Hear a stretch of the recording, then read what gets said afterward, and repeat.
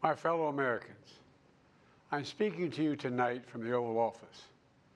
Before I begin, let me speak to important news from earlier today. After 8 months of nonstop negotiation, by my administration, a ceasefire and a hostage deal has been reached by Israel and Hamas, the elements of which I laid out in great detail in May of this year. This plan was developed and negotiated by my team and will be largely implemented by the incoming administration. That's why I told my team to keep the incoming administration fully informed, because that's how it should be, working together as Americans. This will be my final address to you from the American people from the Oval Office, from this desk as president. And I've been thinking a lot about who we are and maybe more importantly, who we should be. Long ago in New York Harbor, an ironworker installed beam after beam, day after day. He was joined by steel workers, stonemasons, engineers. They built not just a single structure, but a beacon of freedom. The very idea of America was so big, we felt the entire world needed to see. The Statue of Liberty, a gift from France after our Civil War. Like the very idea of America, it was built not by one person, but by many people, from every background and from around the world. Like America, the Statue of Liberty is not standing still. Her foot literally steps forward atop a broken chain of human bondage. She's on the march, and she literally moves. She was built to sway back and forth to withstand the fury of stormy weather, to stand the test of time because storms are always coming. She sways a few inches, but she never falls into the current below. An engineering marvel. The Statue of Liberty is also an enduring symbol of the soul of our nation, a soul shaped by forces that bring us together and by forces that pull us apart. And yet, through good times and tough times, we've withstood it all. A nation of pioneers and explorers, of dreamers and doers, of ancestors native to this land, of ancestors who came by force, a nation of immigrants who came to build a better life, a nation holding the torch of the most powerful idea ever in the history of the world, that all of us are created equal, that all of us deserve to be treated with dignity, justice, and fairness, that democracy must defend and be defined and be imposed, moved in every way possible. Our rights, our freedoms, our dreams. But we know the idea of America, our institution, our people, our values that uphold it are constantly being tested. Ongoing debates about power and the exercise of power, but whether we lead by the example of our power or the power of our example, whether we show the courage to stand up to the abuse of power or we yield to it. After 50 years at the center of all of this, I know that believing in the idea of America means respecting the institutions that govern a free society, the presidency, the Congress, the courts, a free and independent press, institutions that are rooted, they just might not reflect the timeless words, but they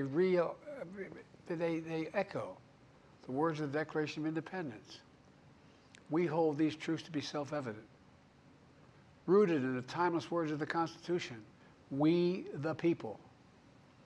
Our system of separation of powers, checks and balances.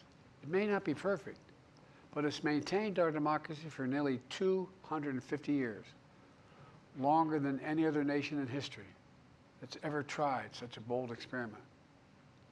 In the past 4 years, our democracy has held strong. And every day I've kept my commitment to be president for all Americans through one of the toughest periods in our nation's history. I've had a great partner in Vice President Kamala Harris. It's been the honor of my life to see the resilience of essential workers getting us through a once-in-a-century pandemic, the heroism of service members and first responders keeping us safe, the determination of advocates standing up for our rights and our freedoms, instead of losing their jobs to an economic crisis that we inherited. Millions of Americans now have the dignity of work. Millions of entrepreneurs and companies creating new businesses and industries, hiring American workers, using American products. And together, we've launched a new era of American possibilities. One of the greatest modernizations of infrastructure in our entire history, from new roads, bridges, clean water, affordable high-speed internet for every American. We invented the semiconductor, smaller than the tip of my little finger, and now is bringing those chip factories and those jobs back to America where they belong, creating thousands of jobs. Finally, giving Medicare the power to negotiate lower prescription drug prices for millions of seniors. And finally, doing something to protect our children and our families by passing the most significant gun safety law in 30 years and bringing violent crime to a 50-year low, meeting our sacred obligation to over 1 million veterans so far who are exposed to toxic materials, and to their families, providing medical care and education benefits and more for their families. You know, it will take time to feel the full impact of all we've done together. But the seeds are planted, and they'll grow and they'll bloom for decades to come. At home, we've created nearly 17 million new jobs, more than any other single administration, a single term. More people have health care than ever before. And overseas, we've strengthened NATO. Ukraine is still free. And we've pulled ahead of our competition with China, and so much more. I'm so proud of how much we've accomplished together for the American people. And I wish the incoming administration success, because I want America to succeed. That's why I've upheld my duty to ensure a peaceful and orderly transition of power, to ensure we lead by the power of our example. I have no doubt that America is in a position to continue to succeed. That's why my farewell address tonight, I want to warn the country of some things that give me great concern. This is a dangerous and that's a dangerous concentration of power in the hands of a very few ultra-wealthy people. And the dangerous consequences if their abuse of power is left unchecked. Today, an oligarchy is taking shape in America of extreme wealth, power, and influence that literally threatens our entire democracy, our basic rights and freedoms, and a fair shot for everyone to get ahead. We see the consequences all across America, and we've seen it before, more than a century ago. But the American people stood up to the robber barons back then and busted the trusts. They didn't punish the wealthy. They just made the wealthy play by the rules everybody else had to. Workers want rights to earn their fair share. You know, they were dealt into the deal, and it helped put us on a path to building the largest middle class, the most prosperous century any nation in the world has ever seen. And we've got to do that again. In the last 4 years, that is exactly what we've done. People should be able to make as much as they can, but play by the same rules. Pay their fair share of taxes. So much is at stake. Right now, the existential threat of climate change has never been clearer. Just look across the country, from California to North Carolina. That's why I signed the most significant climate and clean energy law ever in the history of the world, and the rest of the world is trying to model it now. It's working, creating jobs and industries of the future. Now, we've proven we don't have to choose between protecting the environment and growing the economy. We're doing both. But powerful forces want to wield their unchecked influence to eliminate the steps we've taken to tackle the climate crisis, to serve their own interest for power and profit. We must not be bullied into sacrificing the future of our children and our grandchildren. We must keep pushing forward and push faster. There's no time to waste. It's also clear that American leadership in technology is an unparalleled source of innovation that can transform lives. We see the same dangers of the concentration of technology, power, and wealth. You know, his farewell address, President Eisenhower spoke of the dangers of the military-industrial complex. He warned us then about, and I quote, the potential for the disastrous rise of misplaced power, end of quote. 6 decades later, I'm equally concerned about the potential rise of a tech-industrial complex that could pose real dangers for our country as well. Americans are being buried under an avalanche of misinformation and disinformation, enabling the abuse of power. The free press is crumbling. Editors are disappearing. Social media is giving up on fact-checking. The truth is smothered by lies told for power and for profit. We must hold the social platforms accountable to protect our children, our families, and our very democracy from the abuse of power. Meanwhile, artificial intelligence is the most consequential technology of our time, perhaps of all time. Nothing offers more profound possibilities and risks for our economy and our security, our society, for humanity.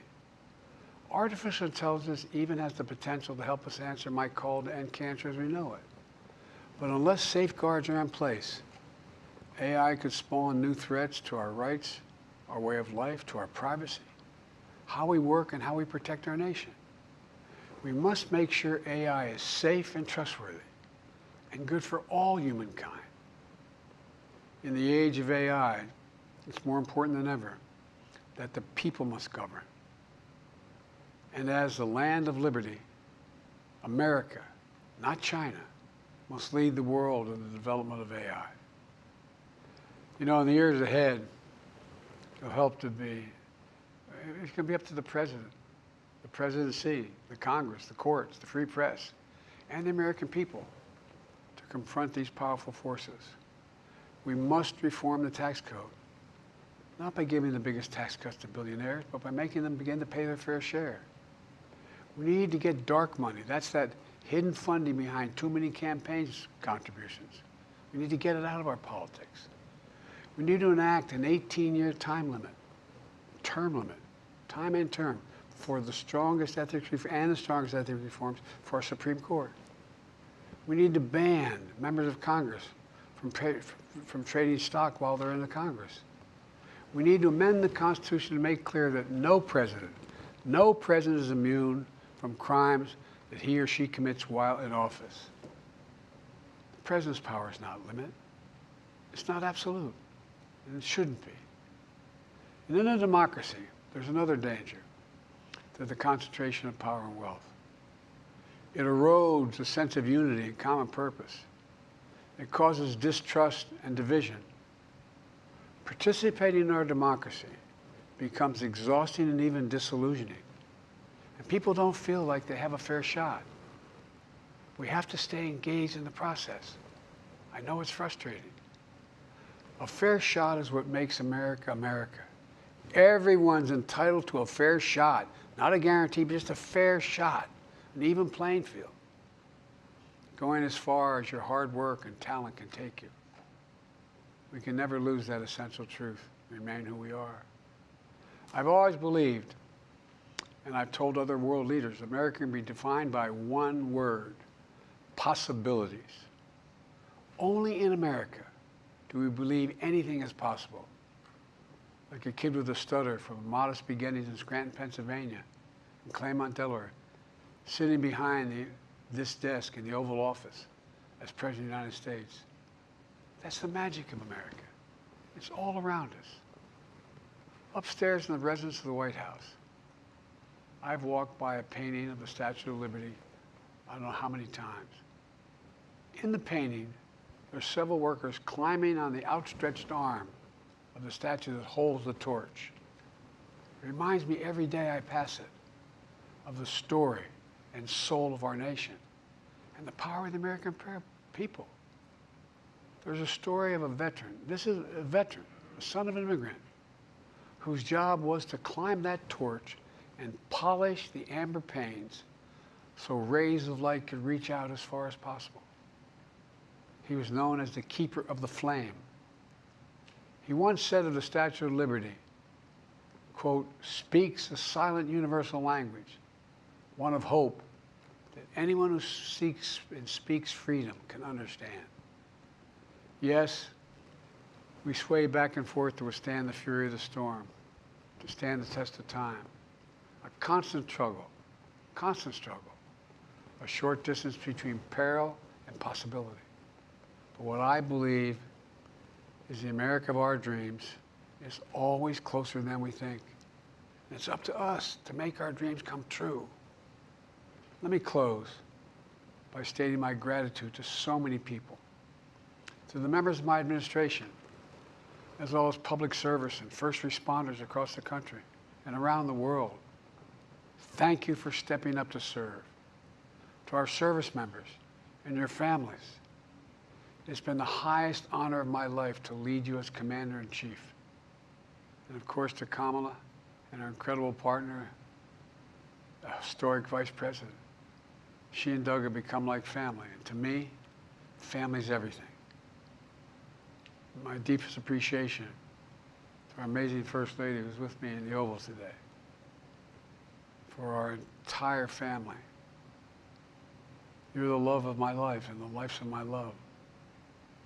My eternal thanks to you, the American people. After 50 years of public service, I give you my word. I still believe in the idea for which this nation stands. A nation where the strength of our institutions and the character of our people matter and must endure. Now it's your turn to stand guard. May you all be the keeper of the flame. May you keep the faith. I love America. You love it too. God bless you all. And may God protect our troops. Thank you for this great honor.